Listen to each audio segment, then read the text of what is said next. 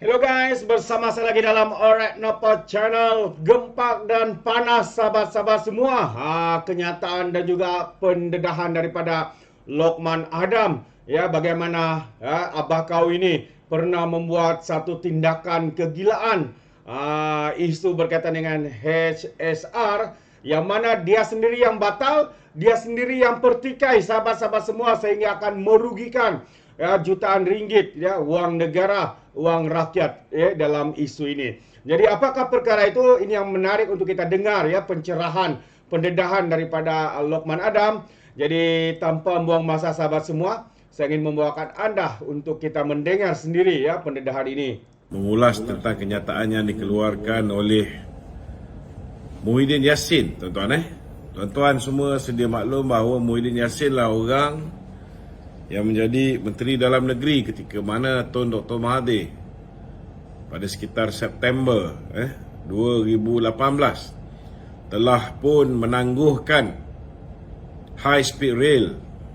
Bukan setakat high speed rail ditangguh, ECRL ditangguh, projek-projek yang ditandatangani zaman pemerintahan Datuk Seri Najib banyak ditangguh. Dan akhirnya saudara, ianya membawa kepada kerugian, dan kemudian zaman Muhyiddin pula menjadi Perdana Menteri, saudara,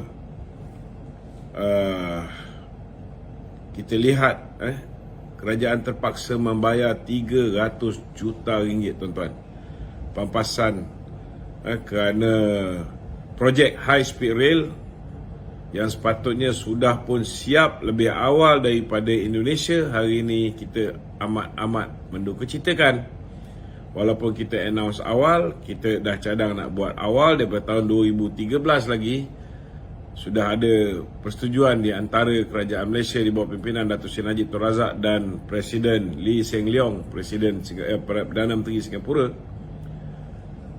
Malangnya tuan-tuan, 2013 bila benda ni di-initiate ataupun diusahakan, 2018 ditangguhkan, 2020 secara tak langsung ianya telah tamat, telah ditunda.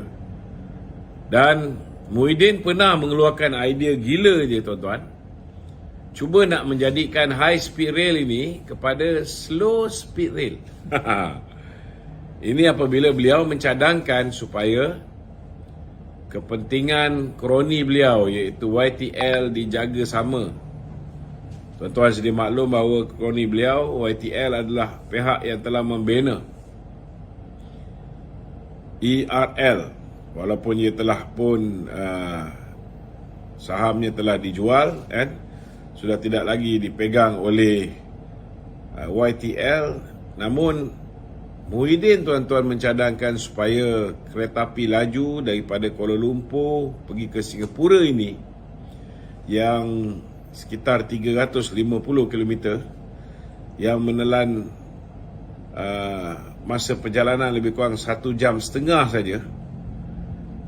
Muhyiddin mencadangkan supaya ianya bertukar menjadi low speed rail, bila mana ia mencadangkan daripada daripada Singapura pergi ke KLIA menggunakan high speed rail, daripada KLIA pergi menggunakan ERL yang dibina oleh YTL ini dengan slow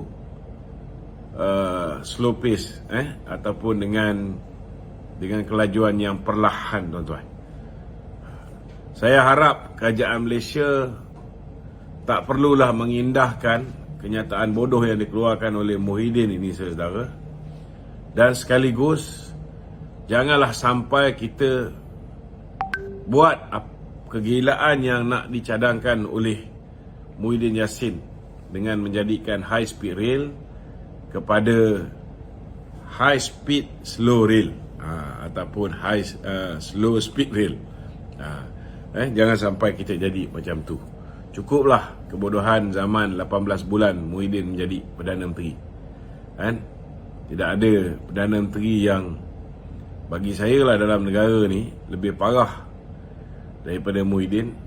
walaupun Mahathir tu kita tahu banyak membawa kepada kerosakan, tetapi kerosakan yang dibawa oleh Muhyiddin masih lagi mendapat tempat pertama berbanding dengan kerosakan yang dibawa oleh Mahathir Mohamad. Jadi malam ni kita akan kupas isu ni. Saudara yang ada sebarang pertanyaan, bolehlah ajukan pertanyaan di nombor WhatsApp kita 01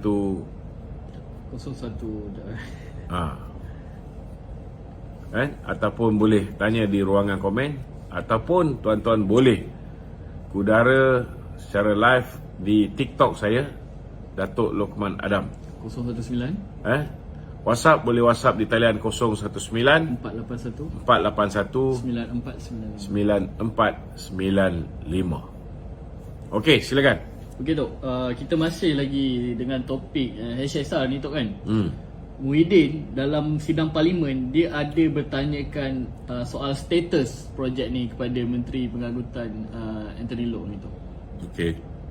So Tok rasa apa sebenarnya dia punya orang kata niat dia bertanya berkenaan dengan soalan ni? Bagi saya satu je, niat dia ialah dia mengharapkan supaya idea bodoh dia ni diteruskan oleh kerajaan baru ni, kan?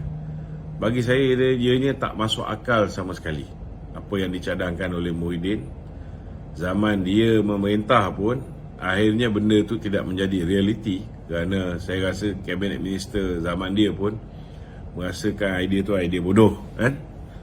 So sewajarnya lah kita di bawah kerajaan perpaduan ini tidak perlu mengindahkan cadangan-cadangan yang karut marut.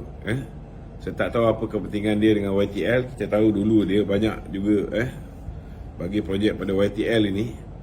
Tetapi sekarang ni YTL sudah tidak lagi memiliki ERL ini. Mungkin tidak lagi menjadi majority shareholder.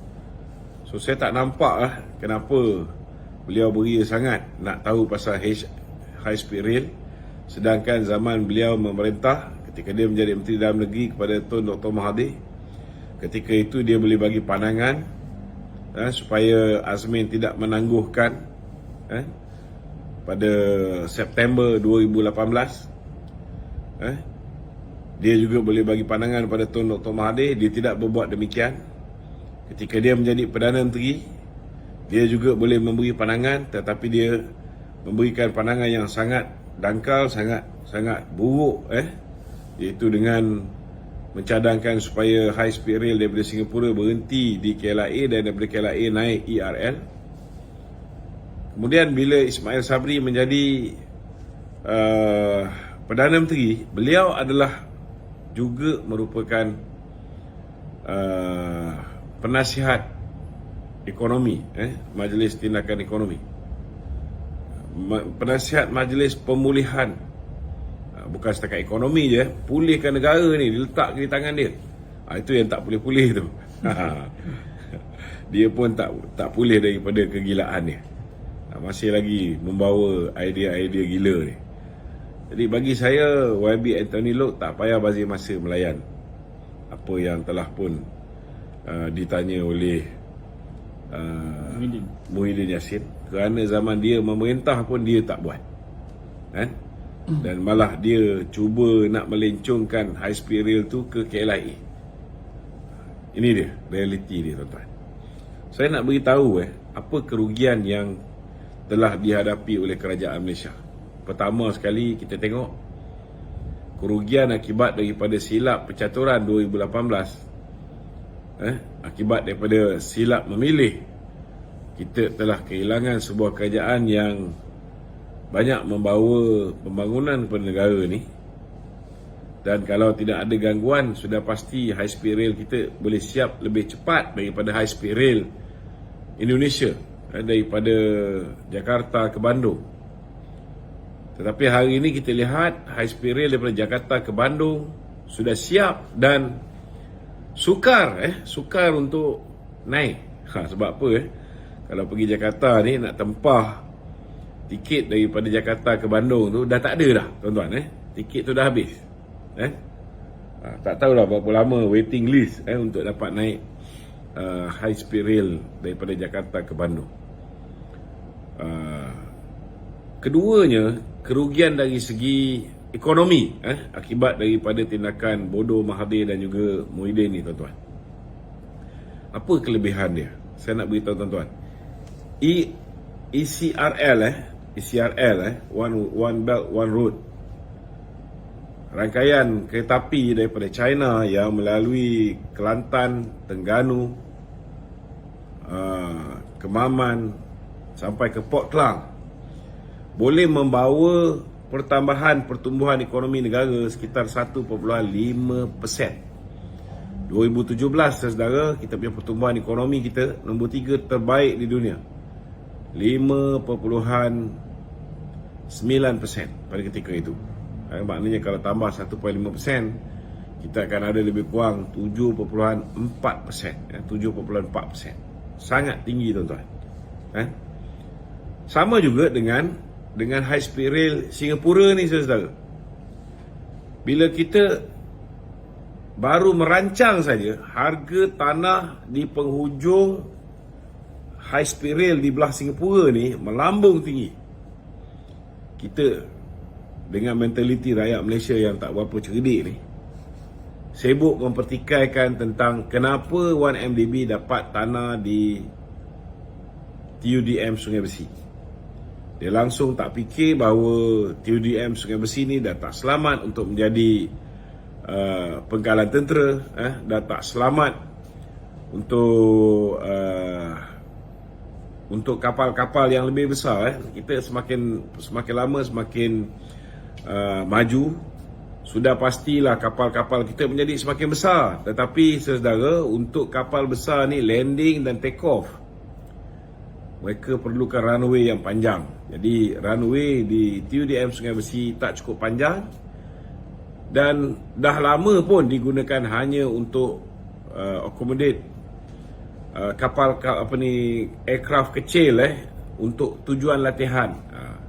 Apa dipanggil gliding tu, paragliding. Itu paragliding ni yang kipas belakang tu. Glider glider kan. Glider tu. So dah digunakan untuk pesawat-pesawat kecil macam Cessna apa semua kan. So tak sesuai dan berbahaya, sebab di penghujung jalan tu pula dah ada laluan ERL. Sudah ada laluan ERL. Silat-silat hari bulan boleh bertembung kapal yang nak take off ataupun yang landing tu dengan ERL yang lalu di sekeliling landasan lapangan terbang di TUDM Sungai Besi. Itu sebabnya ditenderkan, dan tender ni, saudara, syarat yang diberikan kepada kerajaan oleh orang yang masuk tender ni, siapa yang nak beli tanah tu, nak acquire tanah tu, dia kena bina 7 kem tentera dan 1 kem polis dan dia kena menampung kos pemindahan kem tersebut. Itu yang bila kem tentera di Senayan siap dipindahkan, barulah proses pengambil alihan tanah di bandar Malaysia yang dulu dipanggil Sungai Besi Camp ni ditukar menjadi bandar Malaysia dapat dilakukan, tuan-tuan. Dan bila bandar Malaysia ni, saudara, kita dapat mulakan high speed rail ini, perjalanan hanya memakan masa 1.5 jam. Jadi kita tahu bahawa ramai orang pergi ke Singapura, mereka punya turis lebih banyak daripada kita. Tetapi bukan mereka ni semuanya turis yang nak melancong, tuan-tuan. Ramai daripada mereka berdagang di Singapura. So orang meniaga, orang berdagang ni, tuan-tuan, mentaliti dia, mind setting dia nak kalau boleh kurangkan kos dan increase dia punya profit. Maknanya kurangkan kos dan tambah dia punya pendapatan. So kalau mereka landing di Changi Airport, tuan-tuan kena faham kenapa orang banyak pergi ke Singapura. Singapura nombor 2, nombor 3 pelabuhan paling busy di dunia dari segi jumlah kontena mereka. So orang pergi sana untuk berniaga, berdagang. Dan kalau mereka pergi ke sana, mereka landing di Changi Airport, mereka kena tidur di Singapore. Kos bilik hotel mereka 3 kali ganda daripada Malaysia. Sekarang ni 3 kali ganda setengah, lagi mahal. Dari segi makan minum di sana pun 3 kali ganda setengah lebih mahal daripada Malaysia. Kan? Barang-barang kalau nak shopping sebelum balik tu pun kebanyakannya lebih mahal daripada Malaysia, kecuali barang elektronik. Kan? Jadi itu sebabnya bila ada high speed rail ini tuan-tuan, orang tak perlu lagi landing di Changi Airport di Singapore untuk berurusan di Singapura. Mereka boleh landing di KLIA, tidur di Kuala Lumpur, lebih murah. Mereka boleh makan, tak kira Jalan Alor ke Petaling Street ke, kita ada macam-macam jenis makanan di Kuala Lumpur ni, lebih murah. Dan kalau pun nak beli barang elektronik, mereka boleh beli di Singapura. Bila mereka pergi ke Singapura, pukul 8 pagi mereka bertolak, pukul 9.30 mereka sampai, pukul 10 mereka meeting, 5.30 mereka boleh balik kerja. Mereka boleh shopping, beli telefon ke, beli barang-barang elektronik di Singapura. Kemudian mereka boleh membeli belah di Kuala Lumpur. Kita ada Pavilion, kita ada Fahrenheit, kita ada Star Hill, kita ada Mid Valley, macam-macam pusat membeli belah, tuan-tuan. Alright guys, so itu dia pencerahan daripada Datuk Lokman ya. Ya, jadi sebenarnya siapa yang membatalkan perkara ini adalah Perdana Menteri ketika Perikatan Nasional atau iaitu dan juga masa itu adalah Menteri KDN-nya adalah Muhyiddin Yassin, abakau ini sahabat semua. Tapi hari ini beliau pula cuba menutup kegagalannya itu dengan membatalkan ya dan merugikan pihak kerajaan. Dan juga sekarang ini cuba untuk mempertikaikan. Apa sebenarnya yang cuba dia sampaikan di sini sahabat-sahabat semua? Bagi saya, ini adalah satu cubaan ya untuk menutup segala kelemahan, kegagalan ketika beliau menjadi Perdana Menteri. Bagaimana dengan Anda? Adakah Anda setuju atau tidak? Anda boleh berikan komen dalam ruangan komen. Jadi terima kasih, sampai di sini saja. Izinkan saya untuk mengundurkan diri. Dan seperti biasa, peribahasa mengatakan, tak apapun kangkap, 2 tahun keinginan. Dalam bahasa Melayunya, tepuk dada, tanya selera. Sekian saja daripada Alright Nampak Channel. Kita berjumpa lagi. Bye-bye.